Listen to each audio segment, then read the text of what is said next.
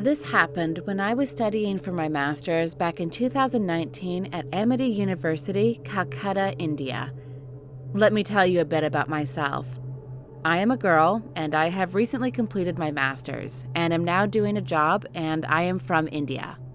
I don't really believe in the paranormal or whatsoever, but I really don't know how to explain this experience of mine which I had back then. This one is perhaps one of the most scariest encounters I have ever had. Let me know what you think this could be. Well, let me start off with my experience. So, back in 2019, when I was doing my master's at Calcutta, I stayed in the hostel, which was inside the university itself. My room was a decent one. Let me tell you how we had our accommodations in the hostel. Every room had 2 compartments in it, where 2 people could share a single room.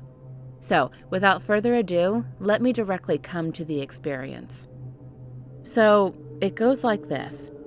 One night, me and my roomie prepared to sleep as usual after dinner, and we had turned off the light and got into our beds.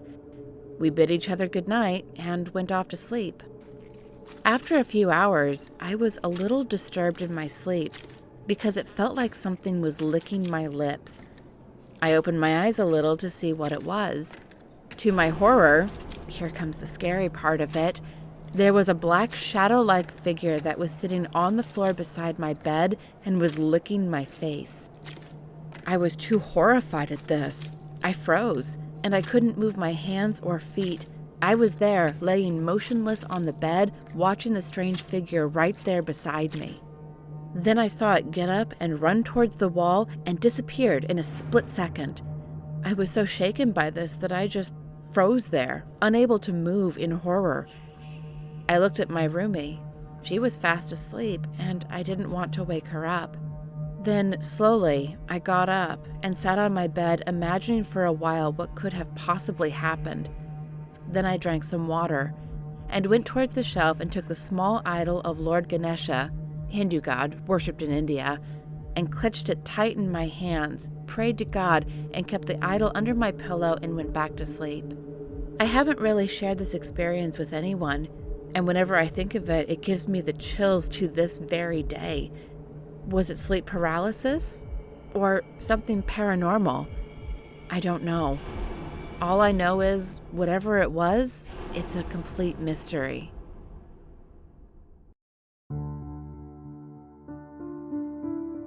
Hi, my name is Purana from India, and this is a real scary story of my life. This happened to me on the 13th of August, 2020. Don't think this is a lie. What I am saying is true. This is a real story of my life. During the pandemic, while the lockdown was all over the world, I was super bored at home. I was getting lazy. I didn't know what to do because I have no siblings and my cousin's house was far. I watched a lot of horror things on my tablet and really enjoyed them, but especially the Ouija board videos. It's super creepy and cool, and I was thinking I should try it.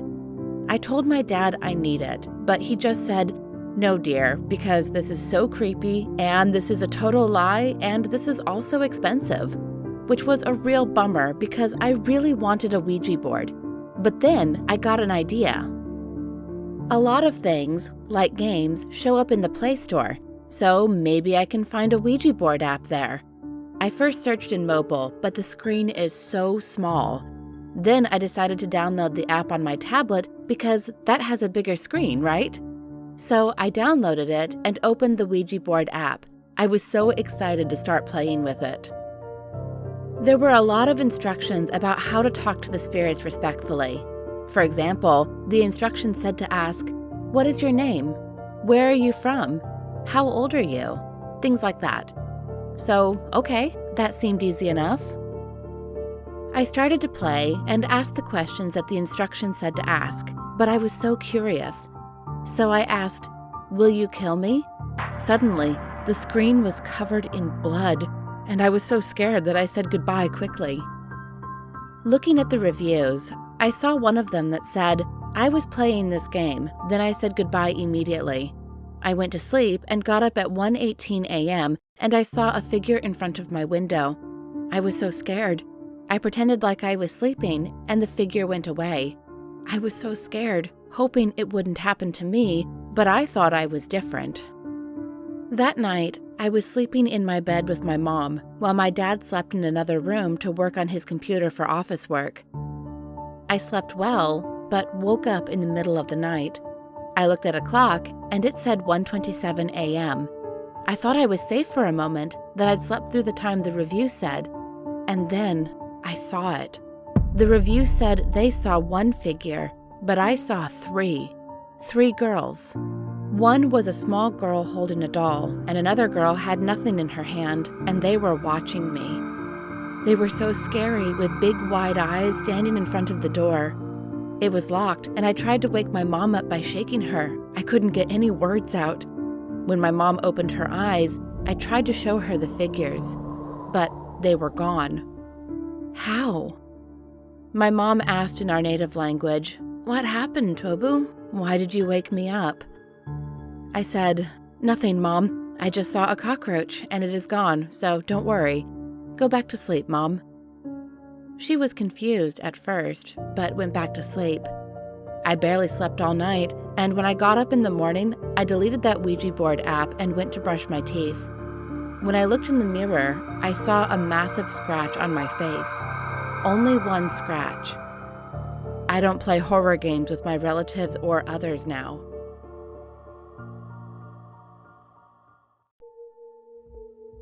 I'm 25 years old now, and the experiences I'm about to share took place when I was 5 to 6 years old. At that time, me and my family were in a different state. My father worked at a local factory, and we used to live in company quarters. It was a small apartment, had a living room, one bedroom, a kitchen, and a bathroom. I don't remember much of my childhood there, but this thing I vividly remember. I still don't know if it was a sleep paralysis or a nightmare.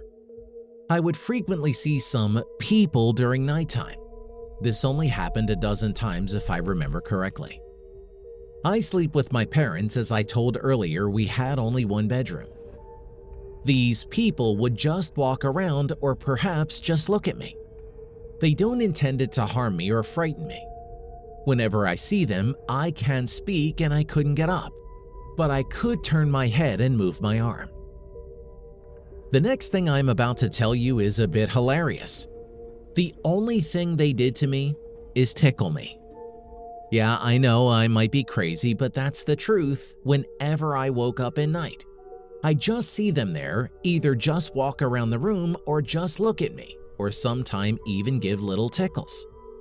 They were dark-toned and I don't remember seeing their faces, but I remember that their skin was rough and thorny, much like a croc skin. Now, I'm about to tell the experience I remember the most. As usual, I woke up in middle of the night. Mom and Dad were fast asleep. I sleep in between them as we had only one bed. And there they are in the kitchen, which is attached to the bedroom. We had a gas stove. And there were two of those people doing something on stove, turning their backs on me. As usual, can't make a sound, but I can move my arm. First, I tried to call Mom by poking with my hand. As I was about to do that, somehow one of them sensed it and turned and looked at me. I froze, didn't move a muscle. After he turned and returned to whatever he was doing, I decided to poke my father.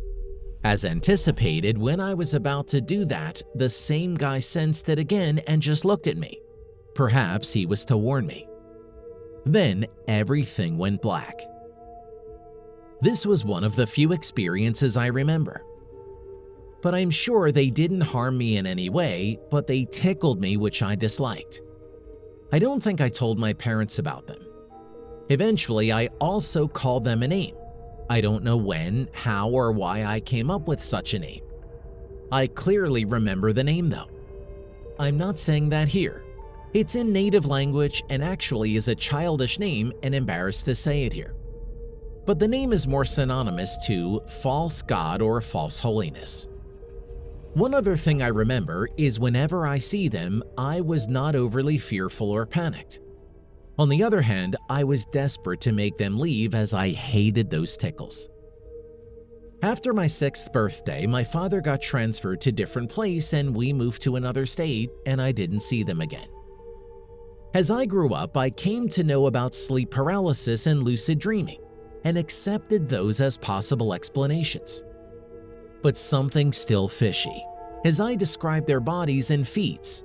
For a 5-year-old to imagine things with such details is impossible. Those scaly, thorny exteriors and the sequences they occurred can't just come from a 5-year-old's imagination.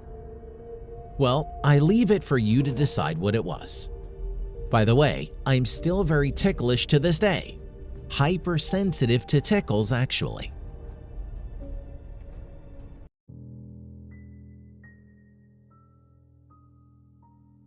My name is Alex, and at the time of me writing this incident occurred 1 week ago. For the past couple of months, I've been learning German because I thought it would be fun to learn another language. Never would I have expected it to save my life. I live in Maryland, and in my county, I attend school in person instead of virtually. Ever since I started going to high school, I've decided I should walk home because I personally enjoy taking walks, and I figured it would help me with the stress of high school. So like any other day, I started my walk home after school.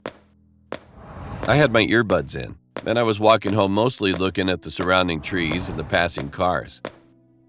Around 15 minutes into my walk home, I heard 2 voices behind me. From what I heard, it sounded like 2 middle-aged men. I didn't think much of it, but I took out my earbuds just in case they tried to talk to me so I could hear them. I noticed they were talking in German. Being nosy and wanting to put my German to the test, I focused on them talking to each other. I started to feel worried because I kept hearing them saying, "the boy in front." The sound of passing cars didn't let me hear them entirely, but I did hear them say one sentence that made my heart drop to my stomach. One of the men said, "We need to get him quick before he gets away." Because I heard this, I glanced back, only for a second, and I saw the 2 men potentially about to kidnap me. One was a tall white man, and the other was an average-height white man. They were both dressed in all black with their hoods up, and also wearing black face masks too. When I looked at them, they immediately looked at me, their eyes piercing through mine. I pretended like I didn't suspect them of anything at all, even though I knew exactly what they were planning. I started to pick up my pace gradually, and apparently so did they, because I could hear 2 pairs of footsteps slowly getting louder. Next, I did something I can only describe as stupid. I stopped and turned toward them, facing them directly, and they abruptly stopped as well. I had a good look at them now.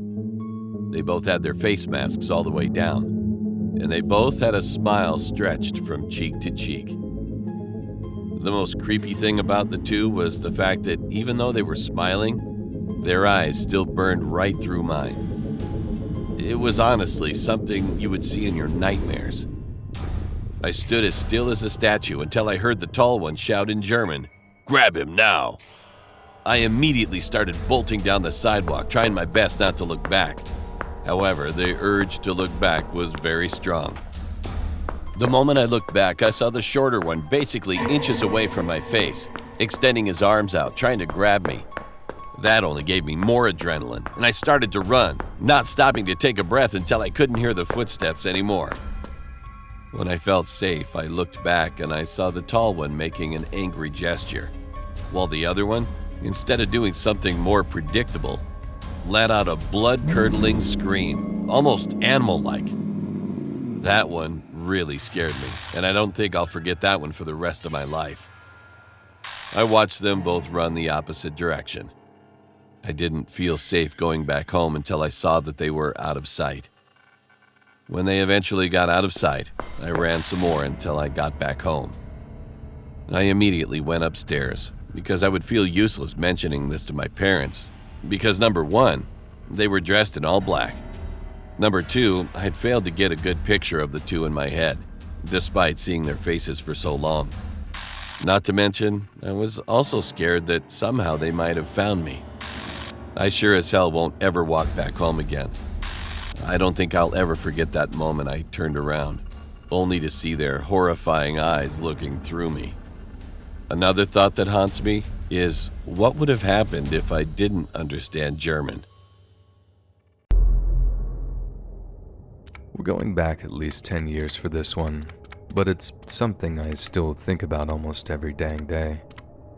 It was the holiday season, incredibly cold out, and I was walking down the 40th Street, Lowry Street subway station near Queens Boulevard. I can't remember exactly where I was going at the time. I think I was on my way home from work, but I'm not sure if I actually worked a shift or if I just stopped by to pick up in advance, but either way, I'm basically in a world of my own, mulling over my financial troubles as I push through the ticket barrier and find a place to sit.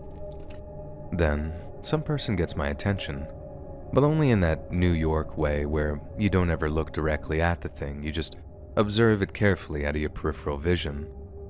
This young-looking Latina lady, wearing a blue, white, and gray jacket, was pacing up and down the platform and, muttering to herself. It sounds cynical, I know, but when you grow up in NYC, you learn to live with stuff like that. You learn to just shrug it off and say, "It's none of my business," before moving on. But sometimes you don't get to just look away and pretend it isn't happening, because that craziness, those damaged people, they make it your business.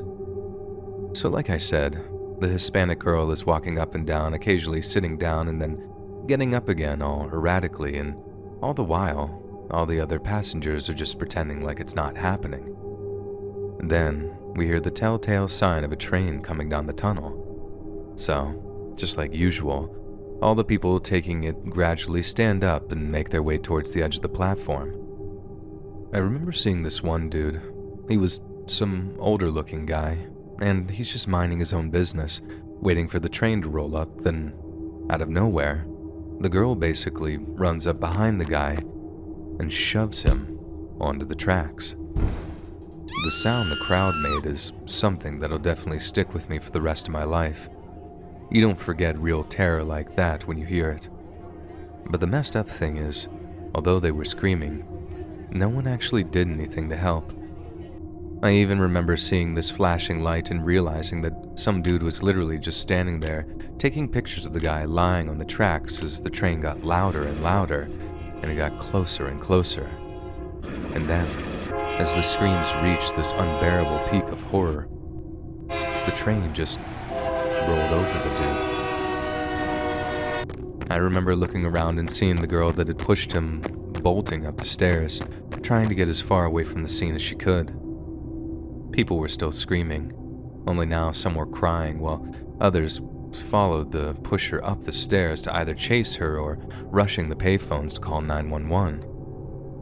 It all happened so fast I realized that all I'd done is just stand there, open-mouthed, just horrified by the whole thing. And for the longest time I kicked myself for not trying to help the guy. But more than one person has informed me that if I had jumped down to try to help the dude, I probably wouldn't be around to write this. I know the pusher was caught, as I followed the story for a while after, but I can't remember if they were charged with murder or just ended up getting locked up in Bellevue or something, because as sure as eggs is eggs, that girl was Ubats. Taking the subway got real stressful for a long time after, but thankfully, a lot of people were just as scared as I was, and I didn't have to suffer through the anxiety of watching people go too near the edge. They made sure not to all their own. Time went by and hysteria about subway pushers kind of faded, but every so often it still happens. In fact, it happened again just last month. Again, it was a woman from Queens that was arrested. Apparently, she never spoke to the guy she pushed, just picked someone at random and almost killed the guy. Hearing about other pushers just brings all that fear right back to me. One minute you're standing there minding your own business, just waiting for the frickin' subway, and the next, there's nothing. Life can end that suddenly, all because some psycho decided you had to die. Some psycho you never met before in your life. The fact that people out there exist, and there are a lot of them, that's the thing that scares me the most in the world, and why I never get up for a train before it comes. to a complete stop.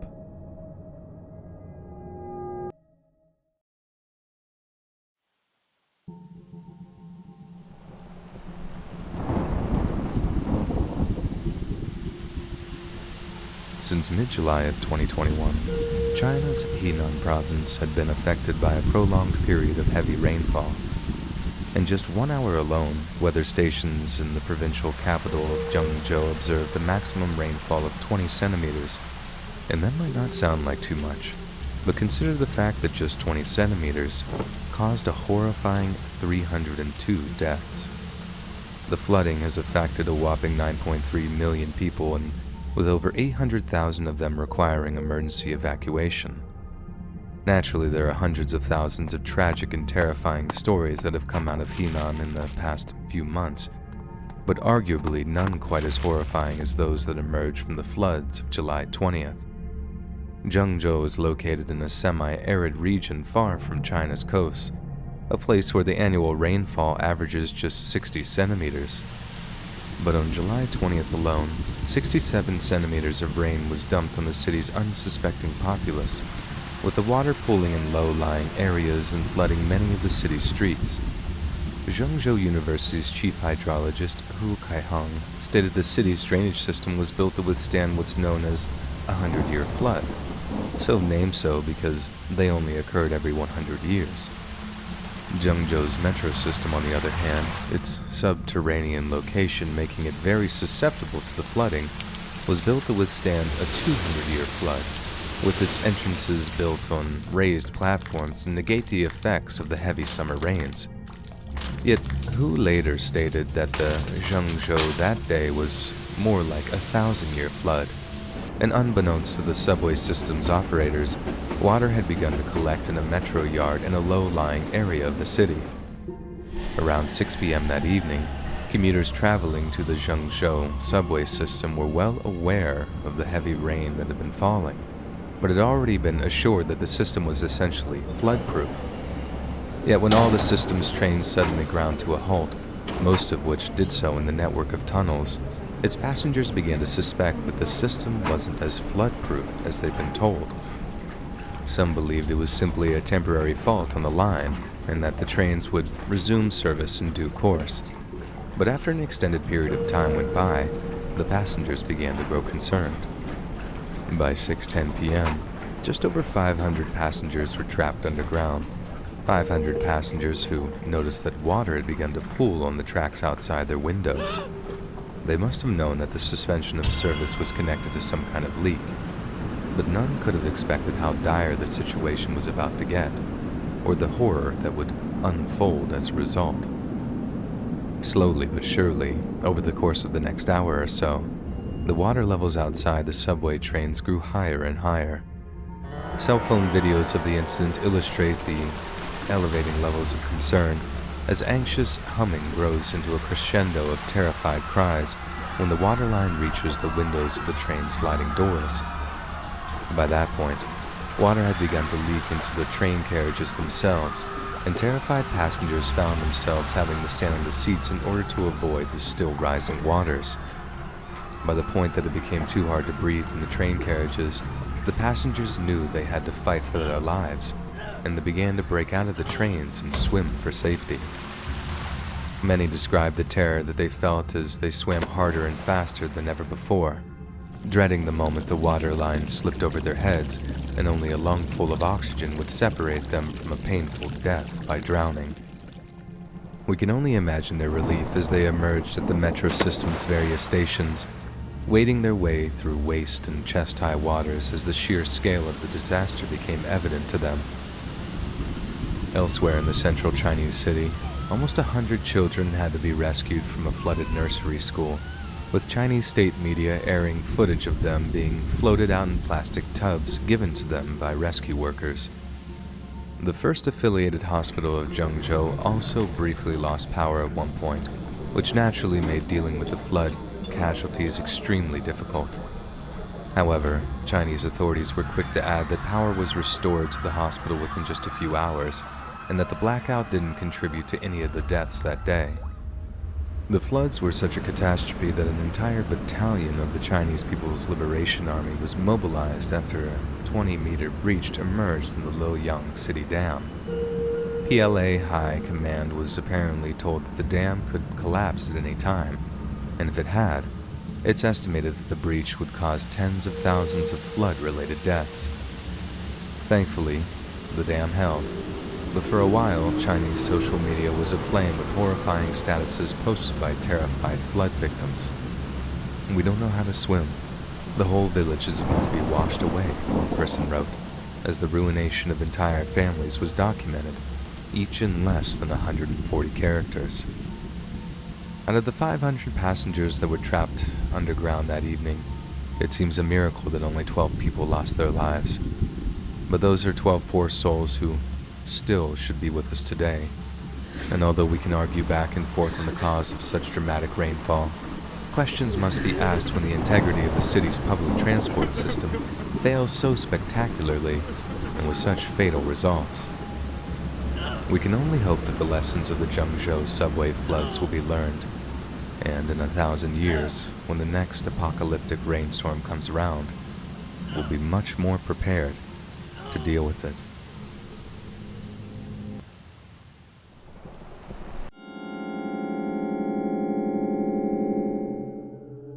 This happened when I was 13 years old. I lived in India with my parents and my grandparents in a very old house which was nearly 100 years old. My aunt and my uncle used to visit me to that house. We have CCTV footage in our house as the area is a little dangerous. The house has a terrace, which is from the first floor where my aunt and uncle stayed. Anyways, one day when I came home from walking my 11-year-old Labrador, I saw that everybody in the house were arguing and yelling. I ignored it and went to see my friends. The next day, I was surprised when I saw the same fight continuing when I returned from meeting my girlfriend. I thought it was a reoccurring fight, so I ignored it too, and I went and did my homework. The next day when I woke up, I had the most chilling part of my life. My dog was dead, and a guy was beaten to death by someone inside our house. I wanted to scream, but I couldn't as the scene was very horrifying. The head was smashed and the blood was in a pool. I woke up my parents and I yelled on top of my lungs. My dad called 100, which is the police number in India. The police came at 5 minutes, and they took the body in the ambulance which came with the police car. One cop began to ask questions to us, and they found no weapon or tool lying nearby. The most chilling part is that the police found nobody in the CCTV footage coming and going outside of our home. A guy jumped into our corridor and my dog barked at him. He stabbed the dog with a dagger, and when he went near our gate, he was pushed by someone who was not there in the camera, and he was beaten to death. He was moving as if someone was beating him. Then he passed away. My parents and I went to a Shiva temple near our house in our car, and we saw the priest. The priest came to our house and performed some mantras and looked at us and said, "She is very angry. She is guarding you." We looked at the priest confused. Then what he said was very chilling. Turns out a 15-year-old girl was staying in our house before it was sold to us, and she was brutally raped by the guy who got beaten. I was shocked from that instant. We moved out of the house. We never went to the house again. My older brother dated a ghost for 2 years. He still doesn't know this. Rather, he is still in denial of the fact that he dated a ghost. He went to see a Buddhist monk and a shaman, was exorcised, and went to a mental hospital. It took him 2 years to get the ghost off of him with all that happening. He could finally break up with her after that. But he couldn't accept the breakup and hurt himself out of rage, resulting in his admission to a psychiatric ward. He is still looking for her, but she can never come back, as she was sent to another world. The memory goes back 2 years ago. My brother was an ordinary man, and he was popular among women with his good looks. He had good grades at school and was athletic and sociable. He was a good guy that anyone would like. Until that incident happened. My brother had an ordinary life, dating girls of his age like others. But all that changed one day. Our family went through a huge crisis due to our dad's business failing. We moved to another house after packing everything up. The new home was very spacious and seemed too great for its low price. There was one odd thing. The day before my dad signed the contract for the house, my dad's mom, that is my grandmother, had a dream, a terrifying dream. In the dream, Grandma followed us when we were entering the house. And once she entered, all of the family was weeping and staring at her. The scene was very spooky to her, so Grandma called Dad right away. But we didn't have another choice as there was no house available at a lower price than this, so we decided to move into the house. We thought nothing terrible could happen and considered Grandma's dream just a silly dream. That was when it started. After a week since we moved in, my brother began to act weird. He started to talk to himself in his room. I first thought he was on the phone with his new girlfriend. He was talking in such a sweet and soft voice, just like talking to a girlfriend. Every time I ran into him in the living room, he looked delighted with cheeks flushed with joy. I thought to myself, he must have started dating. Good for him. But one day, that shocking thing happened. I went into my brother's room to ask him to go exercise with me. He was talking to someone in a gentle voice, but wasn't on the phone. He was talking with his hands posed as if he was hugging an invisible person. I was so shocked and shouted to ask what was he doing. He replied, Oh, you've never met my girlfriend before. Say hi. This is Mia. I told him to stop messing around. To my surprise, his hands were posed as if he was really hugging someone, and his natural pose really made me feel like there was someone there, and there were his nonchalant face and tone. My brother continued, Why are you ignoring Mia? Aren't you going to say hello back?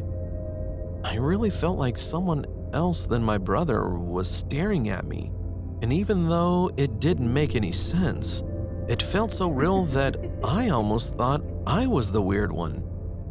Confused, I ended up running out of the room. I thought I should let my parents know of this incident as soon as possible, and I did tell them everything. They didn't believe me at first, but they also witnessed the scene not too long after. They were also shocked by my brother's actions.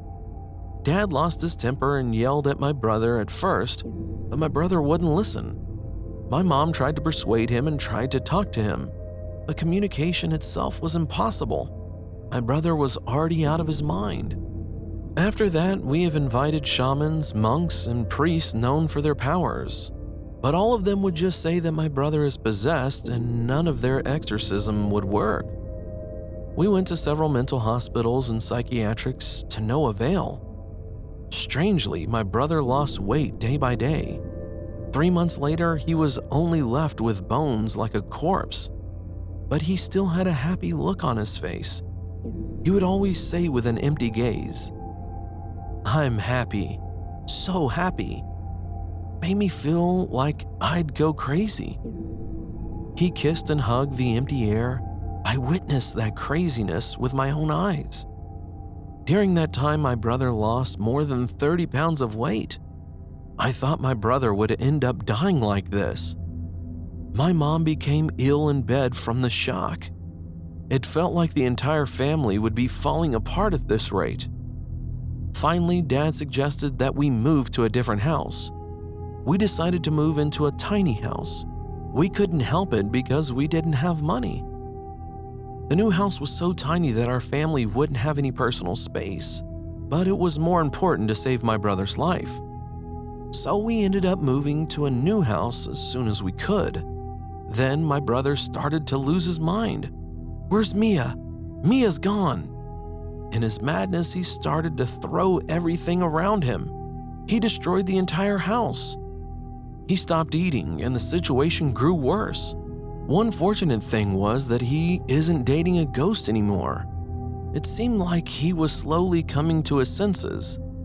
But the thing is, he was suffering even more from love sickness. In the end, we forced him into a psychiatric ward. My brother finally started to calm down with medical help, and our family found peace again. My brother still doesn't know or understand that he dated a ghost. He still asks me if I heard from Mia. I tell him no every time. How can a ghost reach out to me? But to this day, I sometimes hear a knocking sound in the middle of the night. I would wake up by the sound, terrified. Of course, there was no one there, but I think it might be Mia looking for my brother.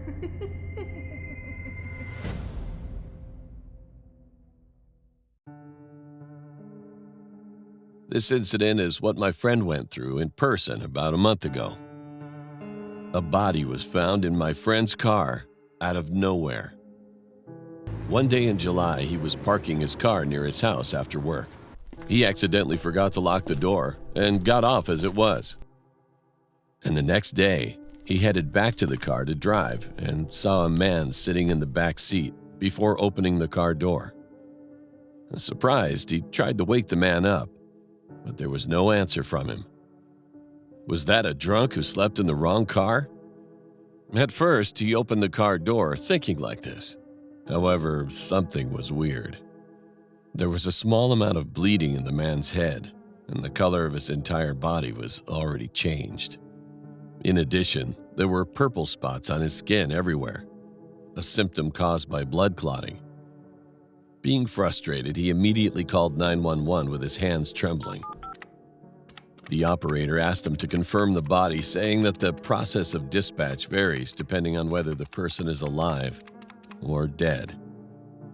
He shouted, almost in tears, and appealed to come quickly, that it's a real body.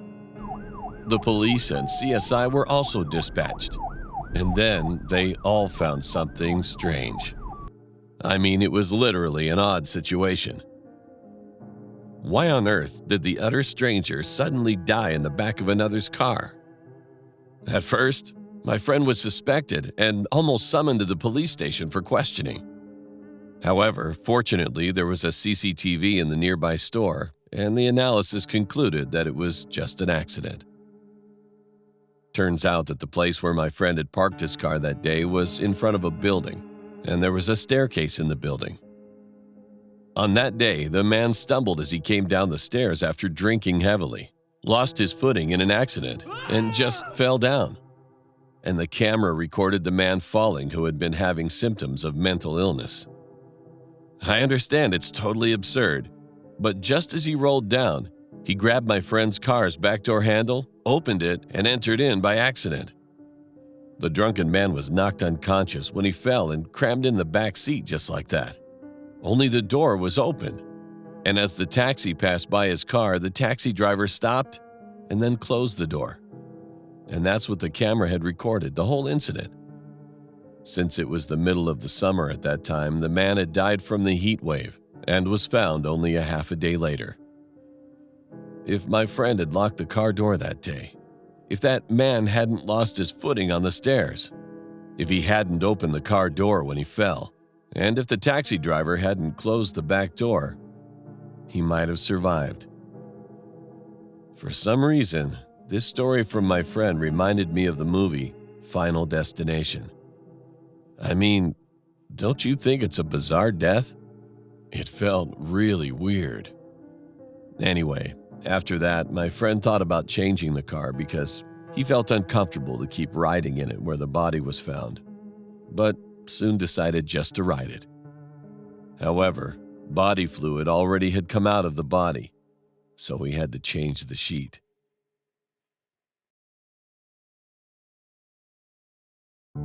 My name is Lance. This story happened when I was 13. My older brother, Carl, had a group of friends that always came over to our house. Their names were Jack, George, Max, and Steven. They always liked to hang out in the living room, and usually when I was there watching TV before they came, my brother urged me to go to my room, which annoyed me a lot. I always liked snooping around my brother's room, since he had a lot of cool things in there. He'd always catch me later on and yell at me to get out of his room. One day I noticed that one of his friends, George, stopped coming over. I asked Carl about it, but he said they weren't friends anymore. I believed him and forgot about the situation. Then I started to realize that my brother was spending a lot of time upstairs in his room and told me not to enter his room at all. He sounded really serious, so I stopped snooping around in his room. His room began to smell really badly, and I asked him what that disgusting smell was. He nervously said that it was some of his gym clothes, and for some reason, I believed him. One day my parents had gone out, and it was just me and my brother that were home. I was in my room playing on my PlayStation when my brother walked in and asked me if I wanted some pizza for dinner. I immediately said yes, because it's pizza. It's my favorite food. He nodded and then told me he was heading off to the pizza place. Before he closed the front door, he told me, "Please don't go in my room," and left. A few minutes passed and I got bored playing on my PlayStation, so I began snooping around in my brother's room. I know, I completely ignored my brother's rule, but I'm that annoying little brother that makes you want to just smack me. I started going through his drawers but didn't find anything interesting. As I made my way near his bed, that familiar, disgusting smell began to come. I searched his bed to see where that source of the smell was. I then realized that the source was underneath his bed. I bent down and peeked underneath the bed and found a human-sized duffel bag. I began to panic because I thought that there was a body. And as I unzipped the duffel bag, I saw my brother's friend, George, dead. The smell was coming from George's body. I screamed and ran out of the house. I ran over to my neighbor's house and begged her to let me in. I explained to her what I just saw in my house, and she called the police. The police waited for my brother to come home, and when he did, he was immediately arrested. It turns out that George had stolen $200 from my brother, and this angered my brother and caused him to beat George to death. I didn't understand. My brother was such a nice person, and I couldn't imagine him doing something like this. He was sentenced to life in prison, and I haven't seen him since.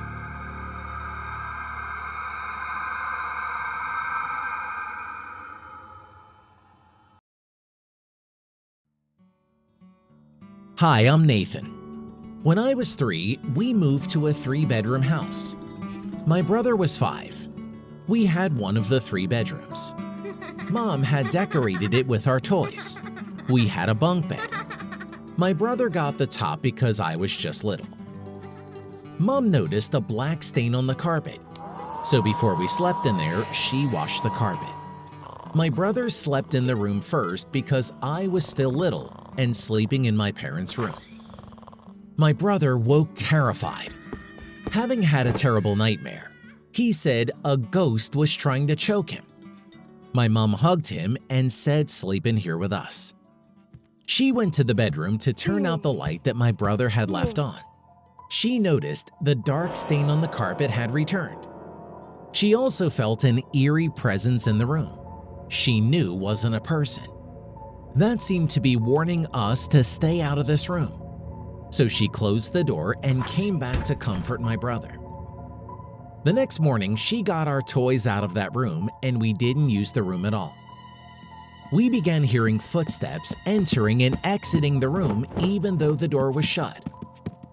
It seemed to happen at a certain time each night about 10:30 p.m. It happened so much we jokingly laughed and said, "I think we have a ghost." One day, our friend wanted to stay in our haunted bedroom. Mom warned her that she didn't think it was a good idea, but she wanted to anyway. It was a sunny day and Mom decided to open the room and clean the dark stain to make the room ready to stay in. But the dark stain wouldn't go away like it did at first. Mom left the room open to air it out. That's when I came into the sunny, warm bedroom to play with a little toy that I had with me. My mom heard me screaming and came running to me. I was bending backwards in pain and couldn't stop screaming. The pain was so intense my mom couldn't even hold me. She immediately called my dad and we rushed off to the emergency room, which was 30 miles away. I was writhing in pain on the floorboards of our car, still screaming and in terror. As soon as we pulled into the driveway of the hospital, it was like something released its hold from me. All of a sudden, it was like nothing happened, and I was smiling and happy. I didn't remember going through any pain at all. My mom and dad were confused. I was fine. After that day, we began hearing more footsteps and we saw apparitions of my oldest brother Matt, who was 17. My dad even saw them. The apparitions appeared for a couple of seconds before they disappeared into the room with a dark stain. Once I was going into the kitchen to play on the floor. My mom was coming too. I turned my head towards the bedroom with a dark stain and looked up. I saw a figure that I thought was my oldest brother Matt. I said, "Hi, Matt." But then the figure changed into something terrifying I could not explain at the age of 3. My mom comforted me. One time I was playing chase with my 5-year-old brother Justin, and he ran into my mom and dad's room, passing the bedroom with a dark stain. I was running after him when I saw a dark figure with sharp teeth standing in front of the closed bedroom with the dark stain. I slid to a stop and it looked towards me and said, "I bite." I was terrified, so I ran to my mom and grabbed onto her in fear. She prayed with me and told my dad we should talk with the owners of the house. The next day, my mom spoke with the owners. She found out that a man by the name of Harry had terminal cancer, and his wife had been taking care of him in that room. He was said to be a very grumpy man who hated children, and how he exactly died is a mystery, because there was a pool of blood on the floor in the bedroom he died in. My mom is a believer. After she found this out, she went into the room with the dark stain. She said, "I know you must have been in a lot of pain, but you're free now, Harry. Go and be with the Lord." After that, there were no more footsteps or apparitions. There was a peace that filled our home, even though we never felt comfortable to use that room again, and we moved away a year later.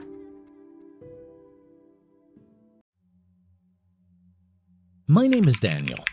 I'm 17 years old and I live in South Africa.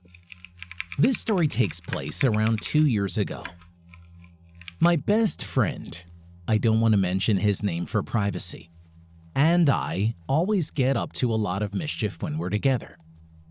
The trouble we cause ranges from ding-dong ditching to public vandalism. There have been a few instances where we have been chased by the police.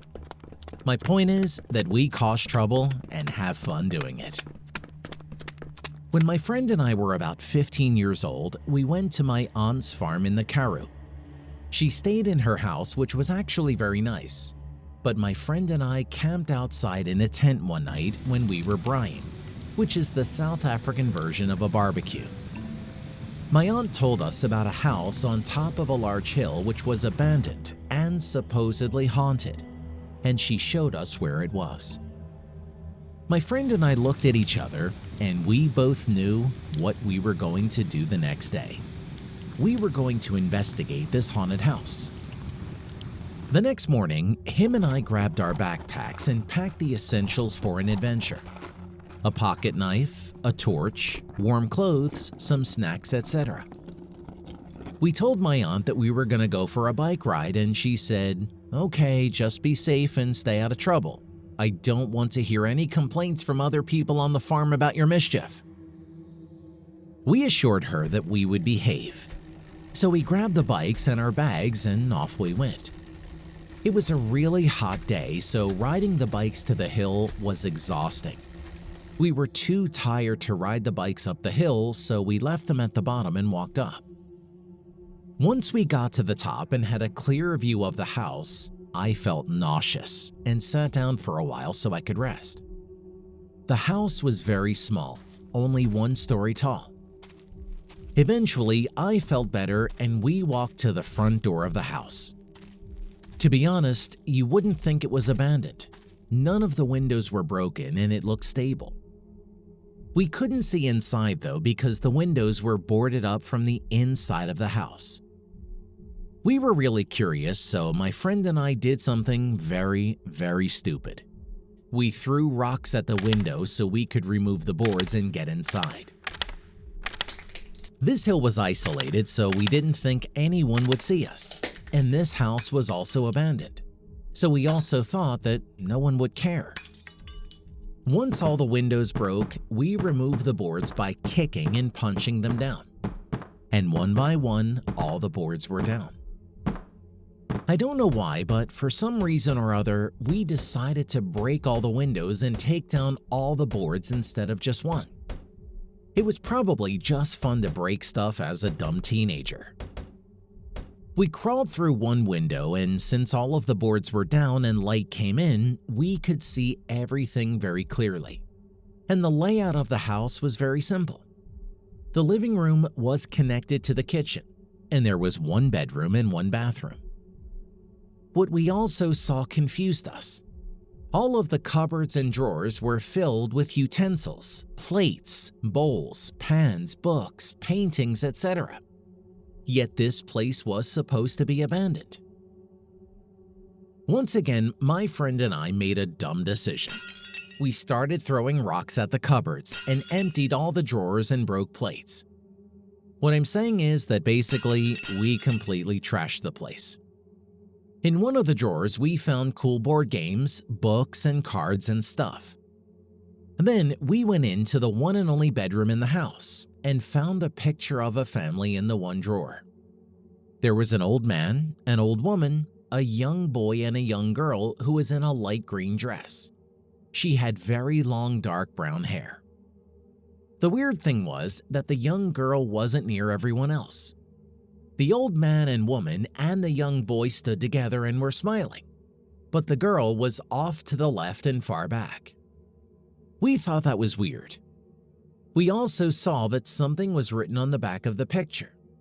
My friend thought it would be funny if he tore the picture into pieces. This made me uncomfortable as I thought that the picture looked like it held emotional value to whoever owned it. That was my train of thought, but I decided to keep quiet because I didn't want to be a party pooper.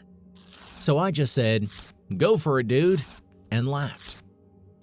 He went on, and as he started tearing the picture, we heard faint singing coming from outside.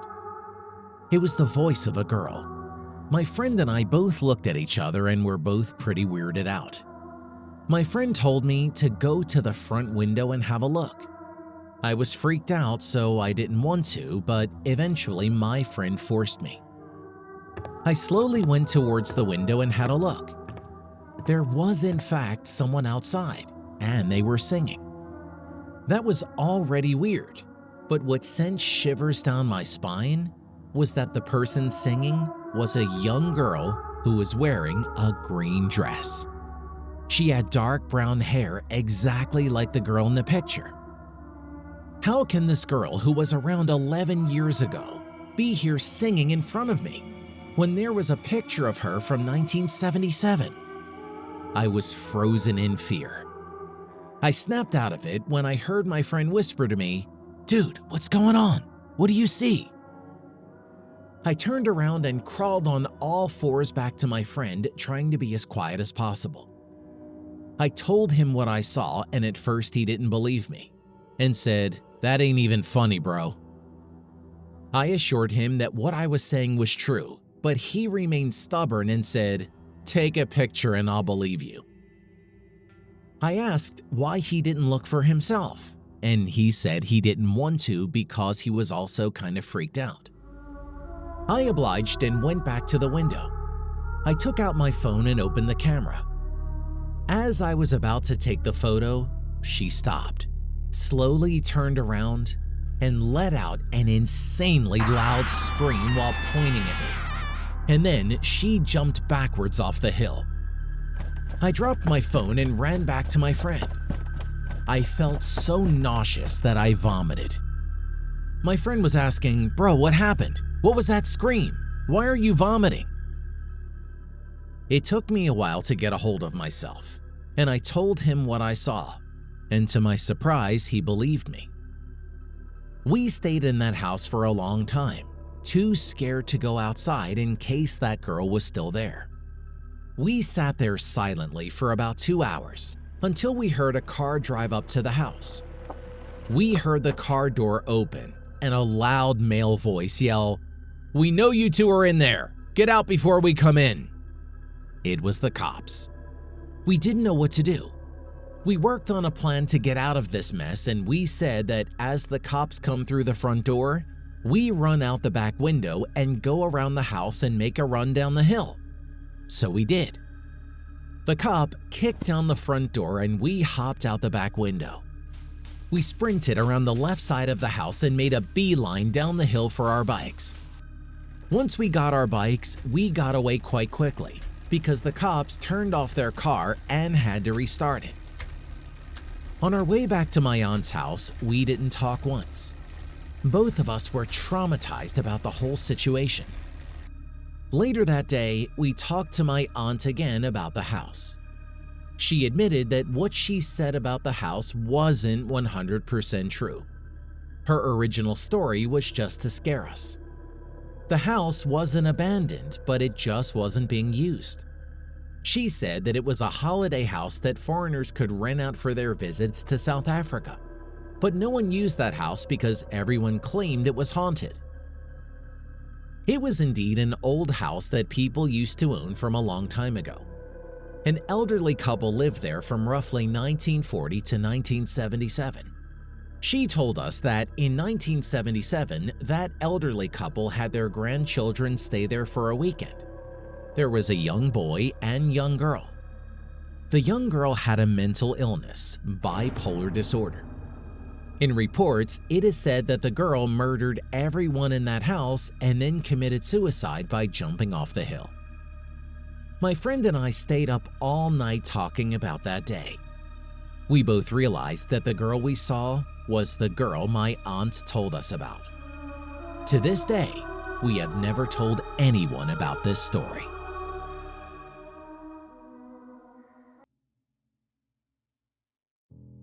My name is Christina, and this happened 2 years ago when I was 15. Just for you to know, it isn't really a scary story. I had a best friend named Edusa. She was from Nigeria. If you don't know, it's a country in Africa. She is very beautiful. She is caramel brown and has dark brown afro.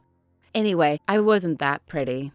I mean, I wasn't ugly, but I had blood red hair and beautiful blue eyes, but let's just say she was top-notch, at least to every guy.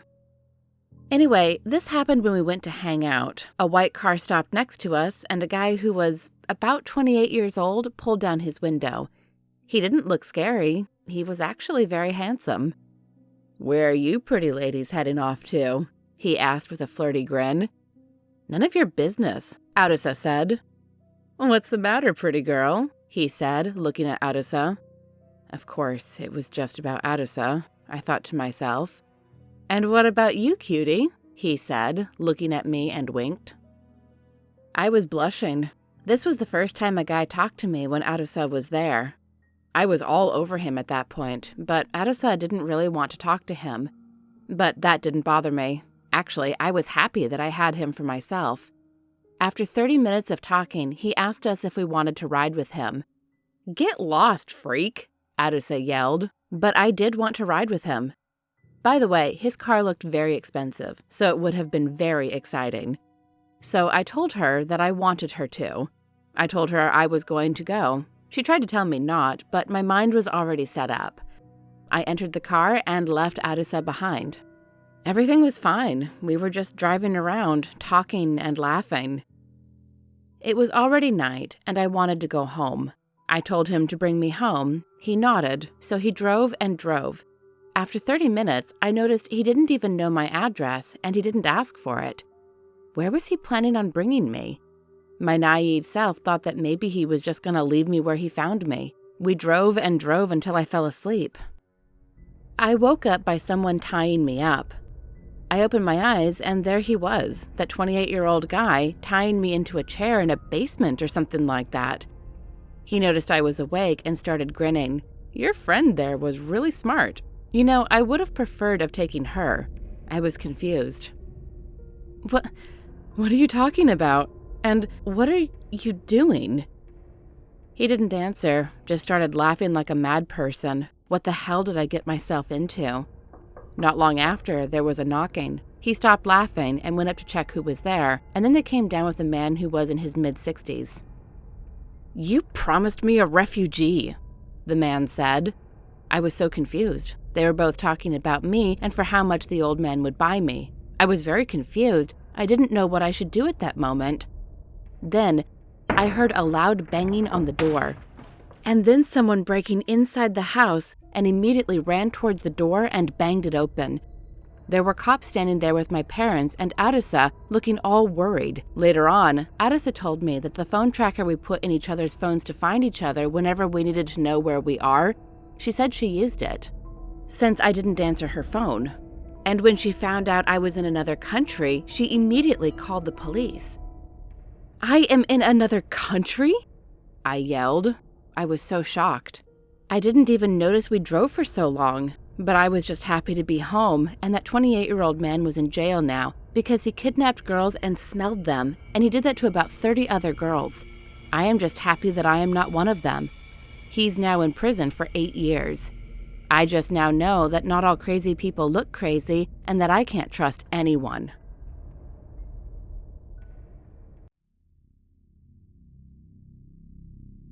This is about an awful experience I had 2 years ago. Whenever I think of the day, I get startled even while sleeping and have a terrible nightmare. Seriously, I haven't watched any TV program or movie that shows tigers since then. Now, I'm going to tell you about the day that I don't want to remember anymore. I was a college student who was always short of money and looking for a part-time job. One day, I found an interesting job. It was a job suggested by a guy who had a tiger in his house.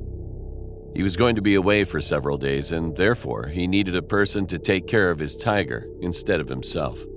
As the hourly wage was as high as I could barely earn by working for 7 days, it was really irresistible to me.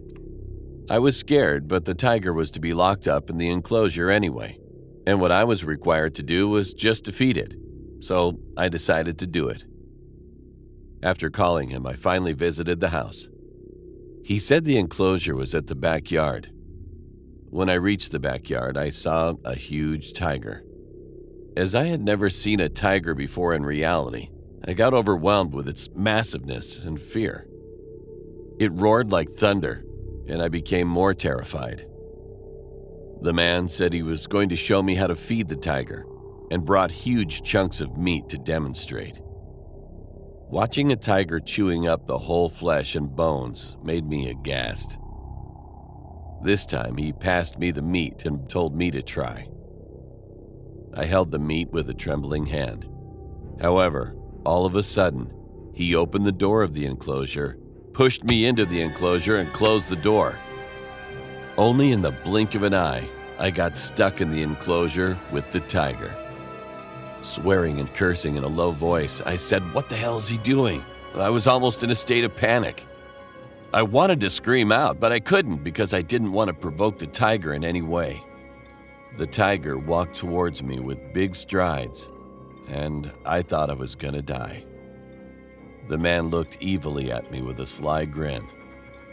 I kept swearing and cursing at him, and it seemed like he was just enjoying watching this whole situation. He even called the tiger loudly and said, "Go bite! Eat him up! That's your food!" The tiger hovered around me like he had a great interest in me and my body. Extremely frightened, I was almost about to wet myself and couldn't even breathe. I cried and begged him to let me out, but it looked like he's really amused with this whole fucking situation, giggling. He even provoked the tiger by dangling a chunk of raw meat as if he's saying to eat me. The tiger finally came right before me and tapped me with its massive front paw. It was just a simple touch, but I felt such an incredibly formidable strength. There was nothing I could do but cry and tremble with fear, rooted to the spot. The tiger kept playing with me, and I was almost about to pass out. I felt like I was waiting to die. And then it suddenly hit me with its front paw. I tried to fend it off with my arm, and surprisingly, I got my arm broken. I heard the dreadful crunch of my arm. It was such a great shock, as if I crashed into a 1-ton truck. I felt an extremely terrible pain and started to scream. At that moment, the man opened the door with a clank, and I rushed out of there. I felt the tiger was about to swoop down on me in the back with a roar, but the man closed the door to lock him in again. When I finally got out of the enclosure, I was eager to kill him first, but I just ran away as fast as I could to escape from that hell. I heard him giggling behind me, but I just got into a car without looking back and left for home. Fortunately, I survived, but hurt my arm severely. I reported him to the police, and he got punished by law. But since then, I have suffered from awful mental trauma. If he had opened the door just 1 minute later, I would have become prey to the tiger and wouldn't have been able to be here today.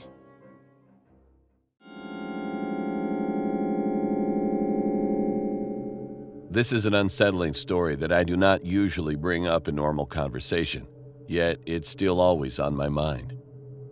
It happened to me a few years ago, but I will never be able to forget this strange experience that happened in my own home.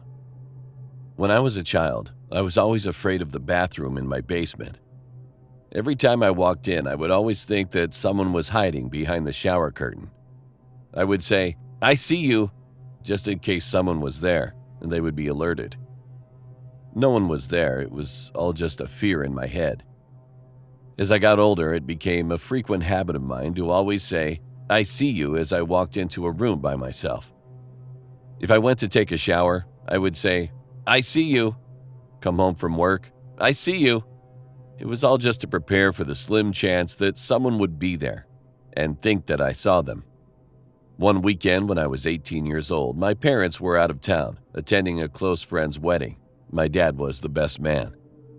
I had the whole house to myself, and it seemed like the perfect getaway from their strict rules and occasional arguing.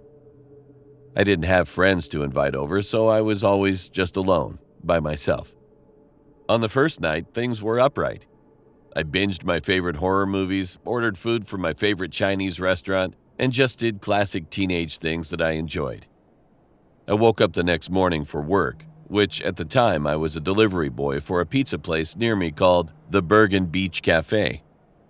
I did a lot of deliveries that night, and I remember making over $100 in tips, which at the time was huge for me. Around 8 p.m. my shift ended, and I arrived home. When I pulled into my driveway, I saw an unfamiliar car parked on the sidewalk close to my house. At first glance, I thought it was my neighbor's car, but there would be no reason for them to park in front of my house since they have a driveway of their own. Though it was strange, I brushed it off, and I walked in my house. I changed out of my work clothes and showered up into fresh pajamas. "I see you," I said, as I regularly do when I walk out of the bathroom. Something was sitting on edge with me, and the nervousness from seeing the strange car outside my house was clouding my judgment. Being alone for another full day, with my only family members out of town, was making me feel very apprehensive. But I continued on with my night. I walked downstairs and went into my kitchen to heat up my food. I get sick of eating pizza a lot of the time since I'm around it all day. So on my way home, I picked up some macaroni and cheese from the deli. 3 minutes in the microwave left me time to wait around and ponder my thoughts. I left the kitchen and walked into my living room to see what was on the television. I was a bit of a nerd and was always looking for cartoons to watch. "I see you," I said. Slowly, my heart started to drop below my waist. The moment I'd been preparing myself for my whole life had come. Something I will never forget and still haunts me to this day. From the corner of my eyes, I saw a tall, thick figure hiding behind the curtain. It started to move slightly. I was speechless. Goosebumps ran through every inch of my skin, and my brain couldn't process fast enough what to do. I swallowed deep, thinking quickly what my next move should be. The curtain moved again. I was frozen. Slowly, the curtain began to open, and a man dressed in all black was standing there. He had his head tilted to the right, staring at me with intent to murder.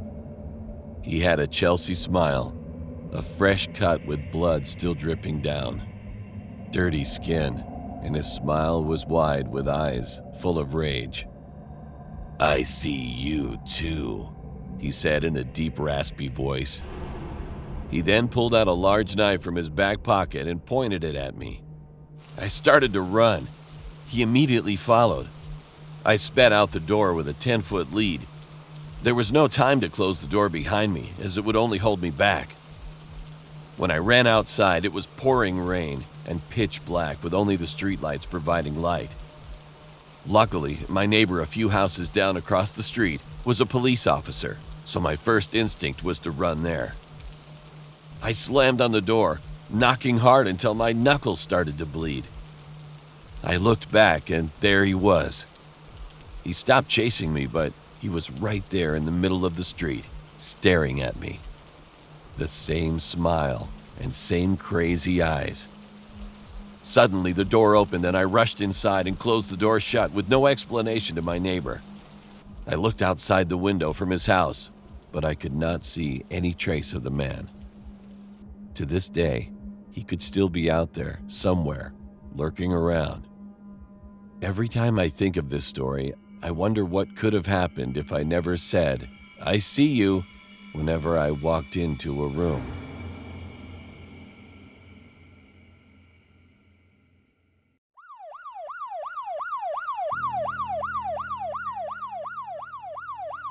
It was the last September that I had an accident.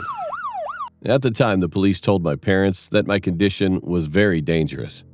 And my parents, of course, they ran to the hospital and almost passed out when they saw me. For your information, I was unconscious at the time of the car accident, and I still don't remember how it exactly happened. However, there was one thing I remembered. It was that I couldn't breathe at all. Do you know what it feels like to be breathless? Well, I think this is the most similar explanation. First, breathe in as hard as you can. Hold it in for about 3 seconds, and then breathe in again instead of exhaling. Repeat it over and over until you really feel like you're going to die. Is this how I'm going to die? I had some friends who think about death so easily, but when death got closer to me, it was really scary. As things turned out that my face was so swollen that I couldn't open my eyes. Even my mom didn't recognize me at first. Anyway, I lost my memory when I was in an accident. But when I woke up in a very short time, I was so scared thinking that I was going to die. I just peed on my pants, struggling with my feet, and finally passed out again. Some people ask me if I dreamed of a dream or if I noticed the time passed while I was unconscious. But my answer is no. When I regained consciousness, I was already in hospital. You know what's really scary? Everybody knows that I was unconscious for 3 weeks in the ICU. But in fact, my consciousness has been back since a week later. But nobody knew. Family, nurses, and even Doc. They didn't know at all. I couldn't move my eyelids or a finger at all. Though I was conscious, I was unable to move my body, only hearing sounds with my ears. At first, I really thought I was dead because my consciousness came back very slowly. Is it heaven or a dream?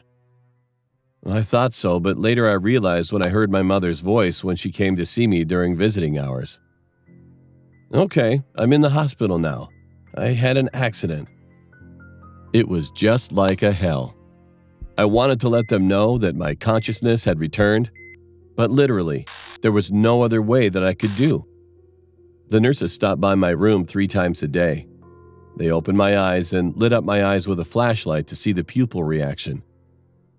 I wanted to roll my eyes and let them know that I woke up, but stupidly, my eyes just looked at the light. Couldn't do anything.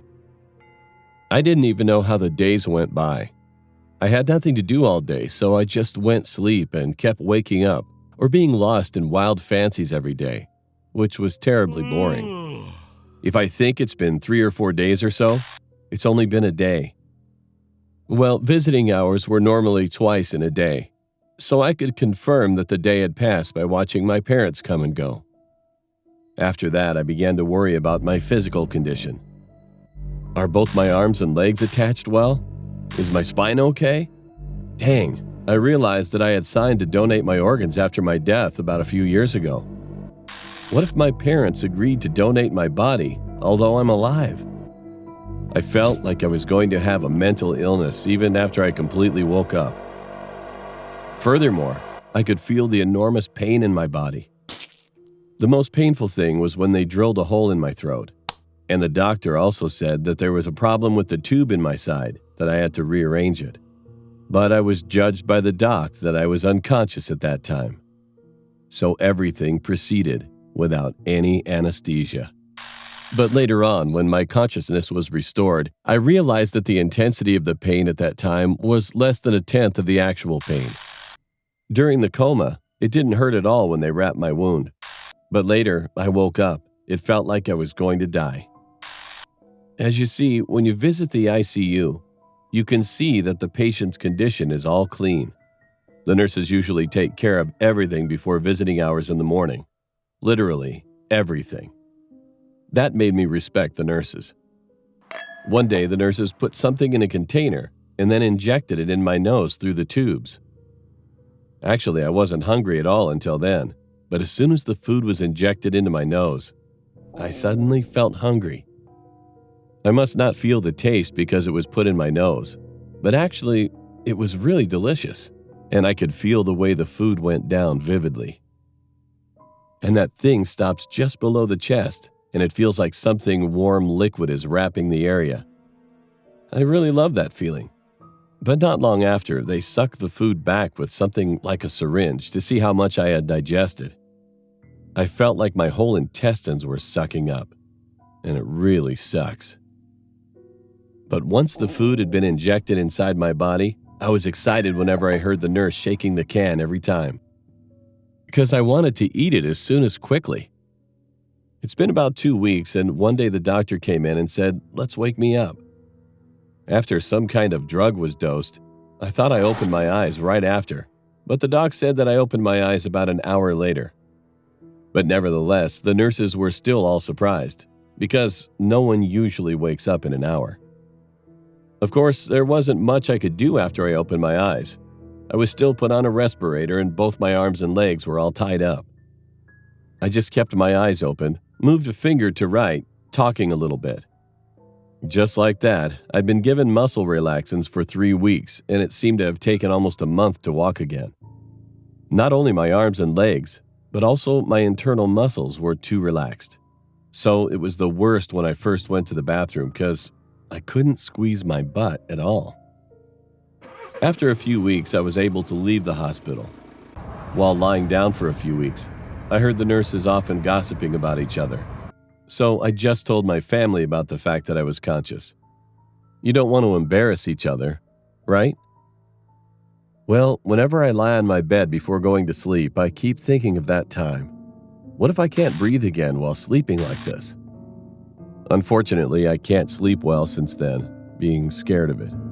Imagine not being able to move a finger or your whole body at all, like my situation. You can't talk, and even you can't let the people know that you're awake.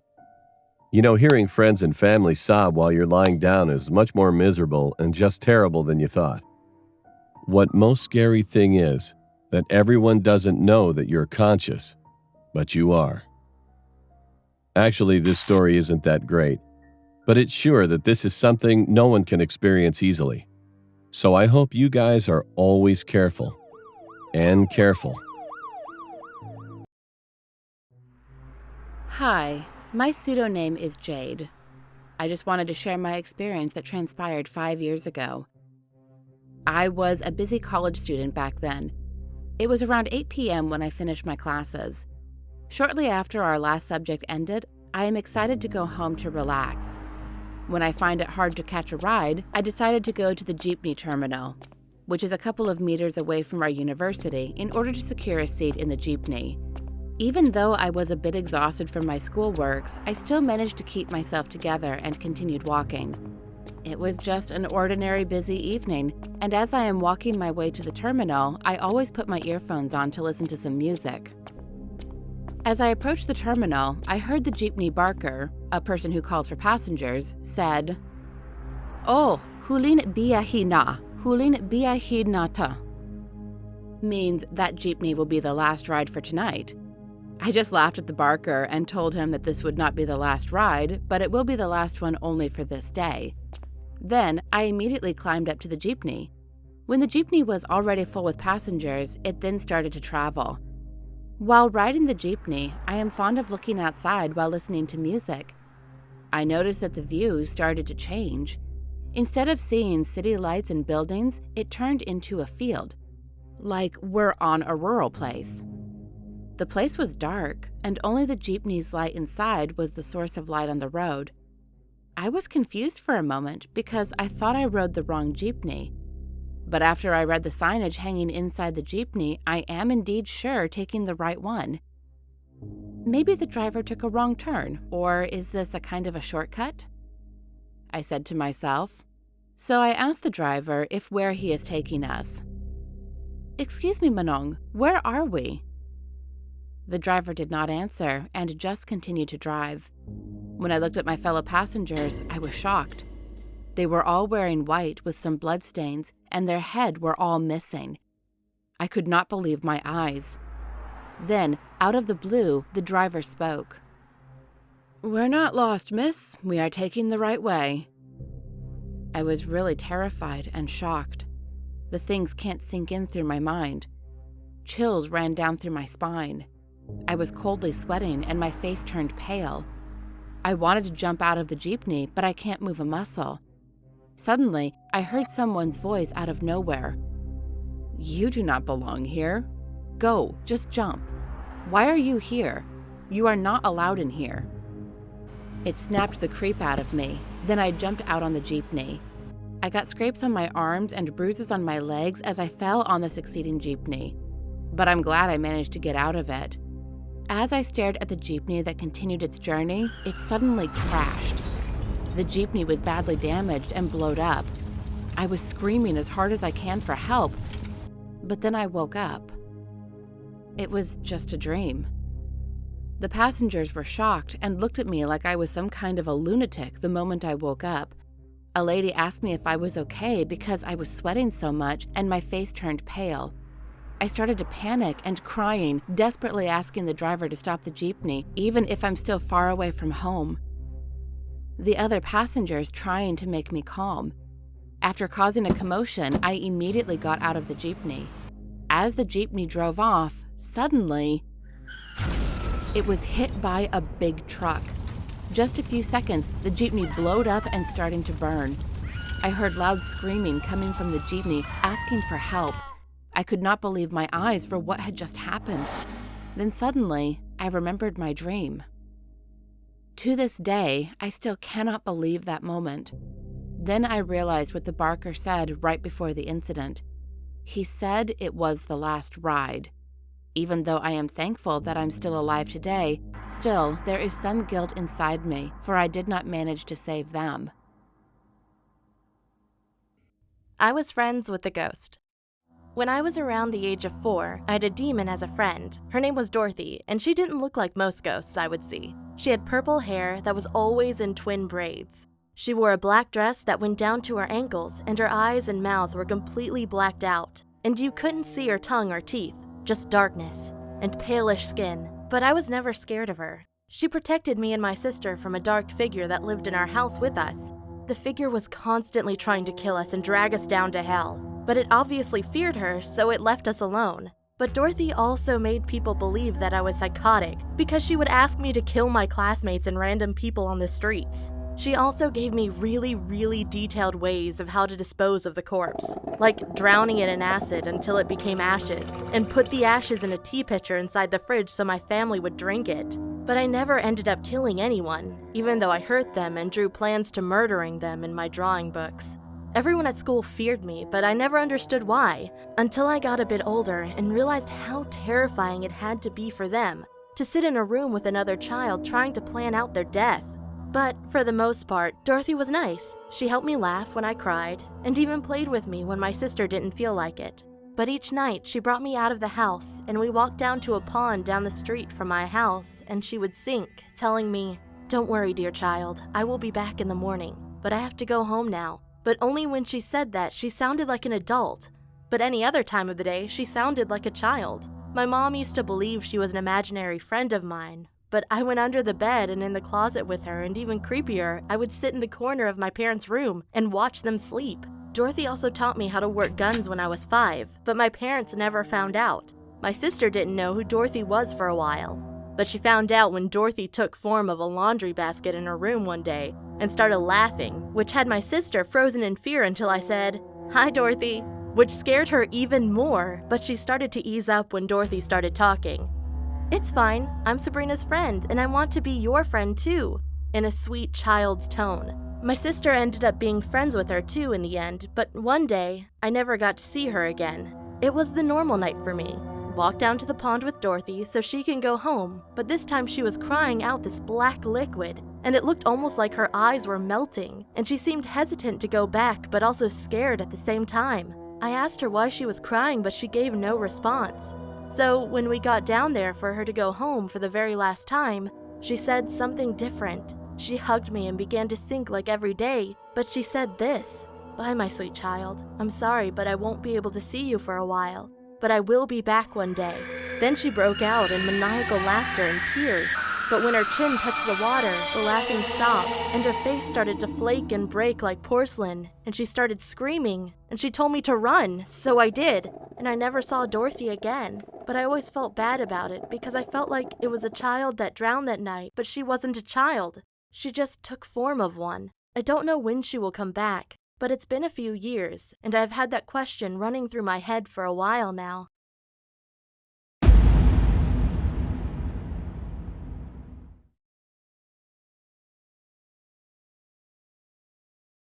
This story happened 3 years ago. First, I want to start off by saying that I'm a femboy with long blonde hair and crystal blue eyes.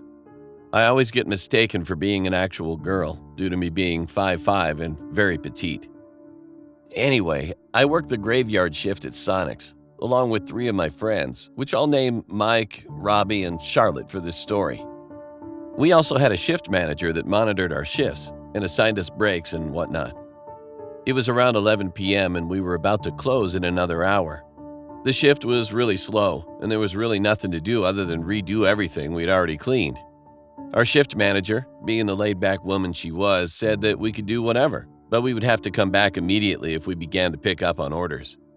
Really, she only said this so she could go out back to smoke a cigarette and scroll through her Facebook. Robbie and Charlotte decided to sneak off, knowing that our manager wouldn't return back inside until it was closing time. So they took Robbie's car and drove off, saying they'd be back before our manager even noticed. This left only Mike and I alone in the store. After a while, I noticed something on one of the monitors. A man just stood there. He was extremely tall and lanky. It was like his arms were extremely long, though I could be exaggerating. His skin did a horrible job on covering the bones underneath. His eyes looked like they were going to pop out of his skull, and his teeth didn't fit in his mouth. He just stood there, swaying side to side. It was like his body moved, but his head and neck didn't move with it, even though they were attached. Well, I was completely freaked out, and Mike just laughed, saying he must be stoned. I laughed it off too, but only to make me feel better. It didn't. Because he didn't have a car, my headset didn't connect to the speaker that allowed me to speak to him. He stood there for about another 5 minutes before he walked away. I felt a relief hit me as I saw him walk off the monitor, but I couldn't celebrate for long. Mike had asked me to blow him, and I was down for it. That was until there was a beep coming from a stall, which meant someone pressed the red button and wanted to order. Before I was able to do my sonic greeting, I was already greeted with jagged breathing. It sounded like someone trying so desperately to breathe for air, or as Mike would explain it, someone with a slit throat. I gathered up the courage and spoke. "Welcome to Sonic. Order when you're ready." I was just greeted by heavy breathing. I felt all the hair stand up on my arms. I repeated it again in case he didn't hear me. Just more breathing. After a while, I just hung up because I was getting freaked out. It was 11:30 p.m. by now, and Mike and I began to gather our stuff together due to it being almost home time. We both heard the back door open and close. and we figured it was just Robbie and Charlotte sneaking back in before our manager came back to say we could clock out now. "You guys are early," Mike called back there. No response. "You guys back there?" Mike called.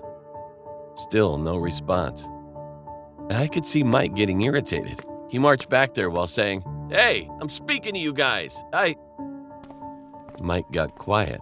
I went to him to figure out what the hell was going on back there. As I stood next to Mike, I saw why he went quiet. It was that man from outside. He'd gone through the door our manager usually cracked open so she didn't get locked out while out in the back. He just stood there, staring, his eyes wider than ever. White stuff bubbled from his mouth. He pulled out something from his back pocket. It was a knife. Mike and I were both frozen, not knowing what to do. The man pulled up his sleeve, revealing his extremely long and bony arm. He then begins cutting himself, while making that same gasping noise along with a blood-curdling scream. He screamed so loud, I screamed, in shock. Then he turned and limped toward the door, one leg walking while the other leg dragged behind. Mike and I just stood there. It wasn't long before Charlotte and Robbie walked in, filling the silence with their laughter.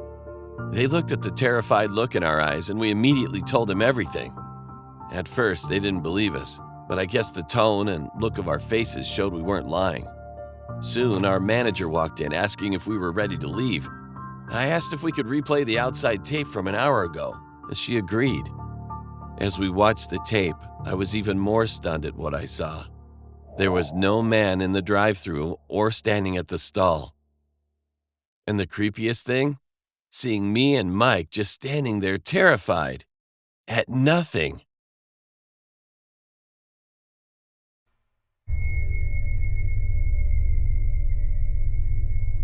This happened to me when I was 19, and my brother Robert was 21.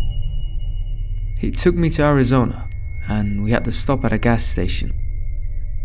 We bought our snacks, and when we got out of there, he said he heard someone yell at him. But we didn't really mind, so we started driving. We switched seats so that he can fall asleep. After 4 hours, Robert said that he had to relieve himself, so we stopped somewhere in a desert. He went away to do his job, and I was playing with my Switch, until I heard the exact same yelling. I thought it was my brother, but it didn't sound like him. And when he came back, we heard a crying sound. We were both shocked, so we just drove away. When we got to the hotel in Tucson, Arizona, we went to a casino to play and eat. When we got back, there was a scratch in his truck. We were wondering who would do this, but since it was late, we just went to our rooms to sleep. The next day, my brother woke me up and said that it was time to go because we will be late to our next stop. I said okay, and we went our way. While driving, I also had to relieve myself, so I got out and was walking to a secluded area. When I got there, I saw a tall guy just staring at me. He had a big smile across his face. I ran and was scared. I hopped back inside the truck and I told him to drive. He was asking me what happened and I just told him about the man, and we decided to go to another hotel to sleep. While sleeping, around 3 in the morning, I woke up and I saw something in the closet. I was scared to look, but I took out a bat from my bag and walked up to the closet and heard screams inside of it. I woke my brother and we got our bags to leave. When we were halfway to our destination, I turned on the news and heard that there was an incident in the hotel that we were in. In the same room that we were in, a man and a woman had been murdered. We decided to go back, so we did.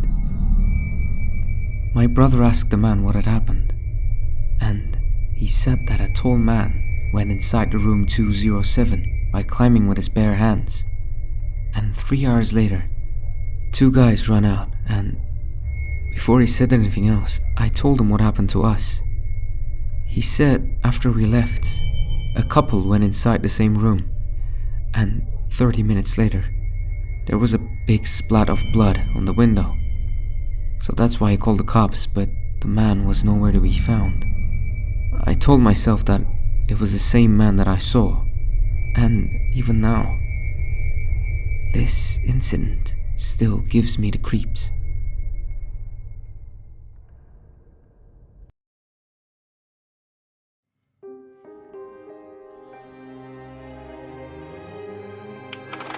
Pearl Hotel was built in 1920. It belonged to a wealthy widowed countess, Sarah Ann. It is said the countess was extremely beautiful. Her late husband, the count, was said to be old, very old, and there was a rumor rounding the streets stating that the countess was a true vixen who had married the old count for his money and, after a while, killed him, becoming the sole heir to all the riches. Anyway, Sarah Ann lived a lavish life surrounded by servants and maids, hosting important events and even attending the most extravagant balls. Eventually, her lifestyle caught up to her, and money began to go dangerously low. She then decided to transform her mansion into her hotel, and as luck may see it, she became more rich than before. Her beauty and wealth attracted a lot of bachelors. Well, one of them managed to catch her attention. His name was David Lancelot. Very little is written about this man's background in historical journals. All we know is Sarah Ann fell head over heels in love with him, and within a very short time, they got married. Everything seemed to be going smoothly, but even barely a year had passed when David Lancelot was pronounced dead. The young countess became a widow yet again, but this time the suspicions had mostly turned to true belief that the countess was a cold-blooded killer. Thorough investigations was carried out, and to her dismay, the court had its decision against her and found her guilty of murder. Officers had found out David Lancelot was a long-term con artist, and in fact was planning to absurd her wealth and escape with the help of his brother Jerome. Things, however, turned around when she learned about his plans and poisoned his food. Her most trusted maid Kia testified against her and stating that she mixed the poison into the food and told her not to tell anyone. Despite her wails and desperate cries, Sarah Ann, at the age of 24, was sentenced to life imprisonment. A few months later, the ownership of the hotel was handed over to the late count's grandchildren. Exactly 3 years later, Sarah Ann escaped from prison. It is said that she was never found. Did she return to the hotel? Nobody knows, and she still remained missing till today, never to be seen or to be heard of again. Well, the hotel business boomed for years to come and progressed to becoming one of the most desired holiday destinations. People flocked from far-off places to see this fine haven. What drew them to this place? Was it the fine services? The amazing decor? The varying cuisines? The wonderful views from their rooms? Or was it the history of the hotel? Was it the fact that a murder had taken place attracted the large number of guests? Were people rolling in torrents in expectation of paranormal activity? Was the curiosity of trying to find out whether the hotel is haunted or not bringing in so many guests? Well, we were going to know about the reason soon. In 1960, the nightmares began. This was the year when women who were guests at the hotel began to go missing, and they were eventually found dead. According to the statements of the police officials in the newspaper, who did not give the exact description of state of the bodies which were found, but simply stated that this was a work of the sickest mind, 8 women went missing in a span of 6 months. None of these women had anything in common, well, except for the fact that they had black hair, light eyes, light skin, and a slender body. They had an uncanny resemblance to each other and almost appeared to be related to each other. The weirdest fact was that these were the exact description of Sarah Ann. An old portrait of her confirmed this fact. Who would be killing women resembling Sarah Ann 60 years after the incident? The hotel was ultimately shut down by the court as investigations continued, but every progress led to a dead end. Ultimately, the killer was never caught, and the case was closed. The hotel also remained closed for months. The original owners sold it, and it was completely restructured. Every single piece of furniture, artwork, etc. were thrown out. 10 years later, in 1970, the hotel was reopened with a new name, Grand Gem Hotel. The new owners assured the public that the hotel had undergone a tremendous transformation. Anything that was present from the 1920s was gotten rid of, and they had priests who conducted a spiritual purification. The headlines of the newspaper indicated it was an exorcism, which is supposed to deem that the place is now safe from evil. The hotel operated normally for not even a month when strange occurrences began to take place. At first, there were complaints made by women claiming that their belongings went missing. Other times, they would state things such as fine clothes, jewelry, shoes, or flowers would appear in their bedrooms. They would also receive cards with messages on them. Afterwards, they stated they were being pursued by someone. They felt scared. During their stay, these women faced fatal accidents. They all had one thing in common, yes, their uncanny resemblance to Sarah Ann. Well, this time no one died yet, but the hotel had to compensate for their injuries as they all claimed they were physically assaulted by an unseen being. They were left with bruises and even bones. The biggest blow was yet to come. During their anniversary party, a fire broke out, and everyone burnt to ashes. The firefighters tried very hard but couldn't save anyone. Afterwards, they tried to determine where the fire had started, but couldn't determine. This time, the property was captured by the government and closed down. 5 years later, it was turned into a primary school, but dangerous mishaps continued to happen throughout the years. Then, finally, in the year 2001, the whole building was torn down and the entire land was turned into an enormous graveyard. It is said when the school was inaugurated, which was around 1985 till 2001, there were reported cases of multiple accidents, 5 missing females, and 2 murder cases. Before the number of fatalities increased, it was best for the hotel to be torn down.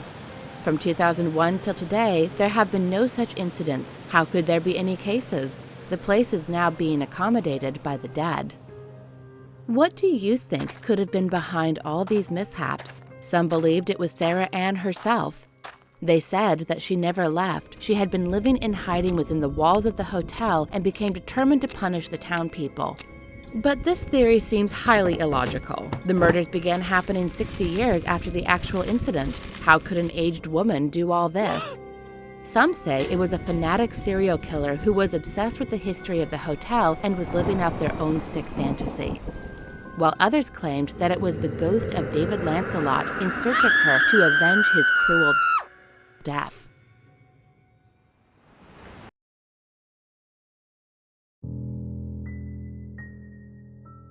Some people may not believe this story, and to be honest, I don't really care. It may sound like a cliche story, but you're not thinking that anymore when it happens to you. I grew up in southern Ohio. Depending on your definition, I'm still technically growing, I guess, as I'm an 18-year-old male. But that's not the point. I've lived in the countryside my whole life. In fact, I've never moved from the property, although the house I live in now is one I helped build with my grandfather, separate from the one that was here when we moved. I was only 4, and I didn't do much outside of hammering some nails with supervision. My oldest memory dates back to when I was 3 years old. Me and my mother were walking out of the doctor's office, and the receptionist had me going. I was an excitable little boy. I was always fine with where I lived.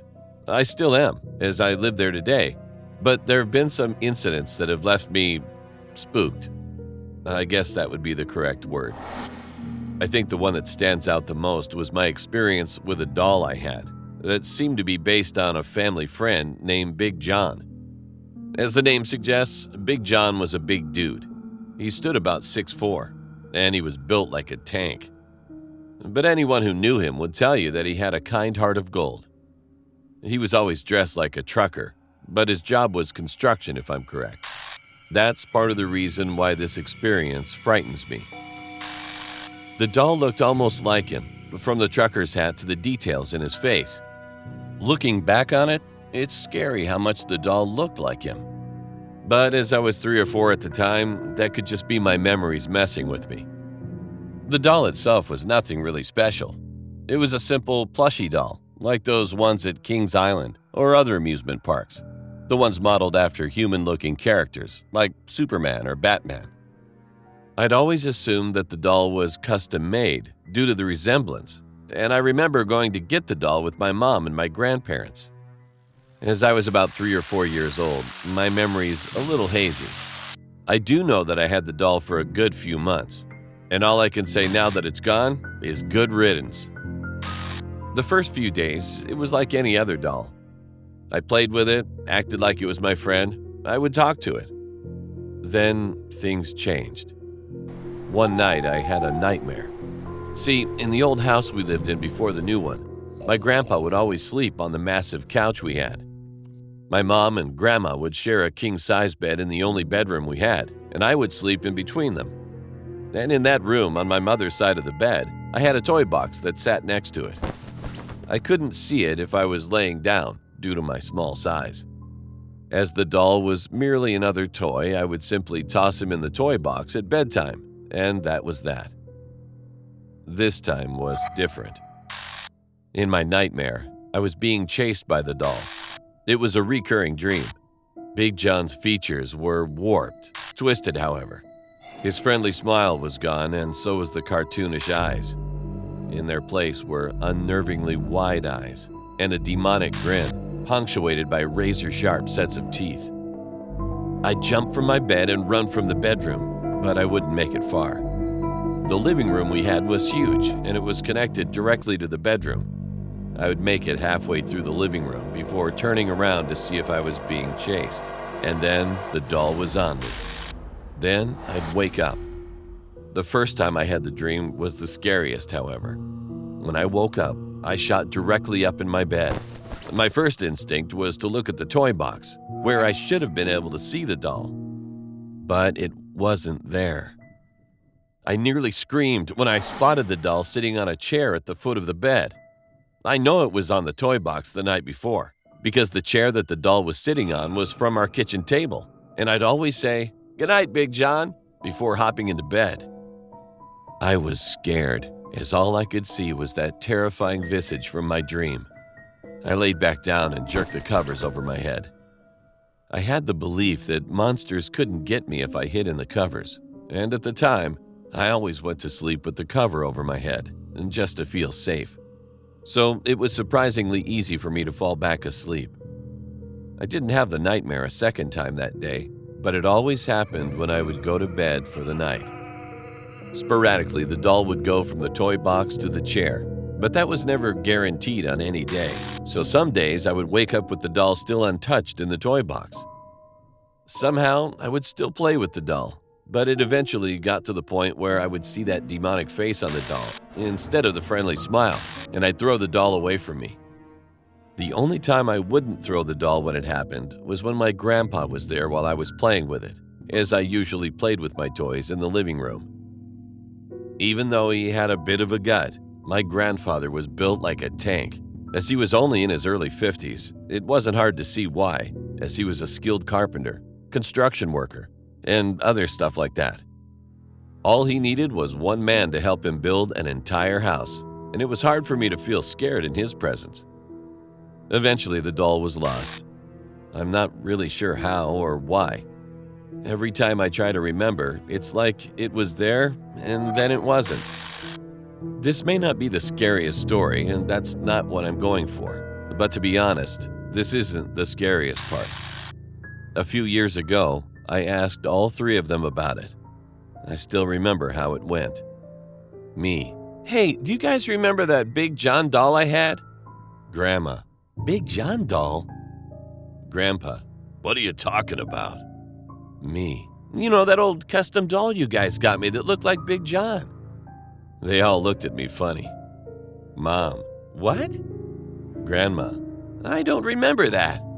Grandpa: "What are you talking about? We never took you to get a Big John doll." I didn't really think much of it when they said they didn't remember it at first, but the implications hit me not long after. I spent months getting terrorized by that thing, and no one remembers. Not even the people who bought it for me. I'm not sure what to think. All I know now is that I wish I could forget the thing.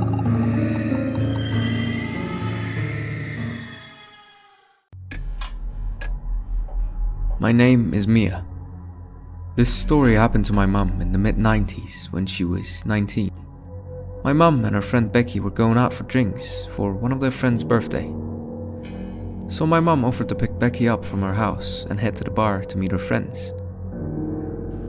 When my mum got there, Becky welcomed her and they went inside for a glass of wine before they left.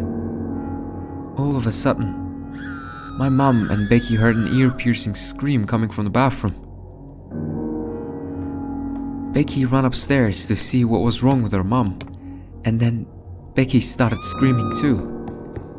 Then my mum went upstairs thinking of witnessing something horrible or terrifying. Instead, she got to the bathroom and didn't scream or freak out, but was fascinated. There was a blue sandal moving on its own. It kept moving until Becky's mum kicked it. My mum said that she was not scared at all, but Becky and her mum were freaking out about it. They then moved out a few months later, but my mum was, like I said, fascinated. It was the first time she saw anything paranormal. Nobody else could have moved it. It was not connected to a string or anything. It may not be a scary story, but it just goes to show that ghosts could be real.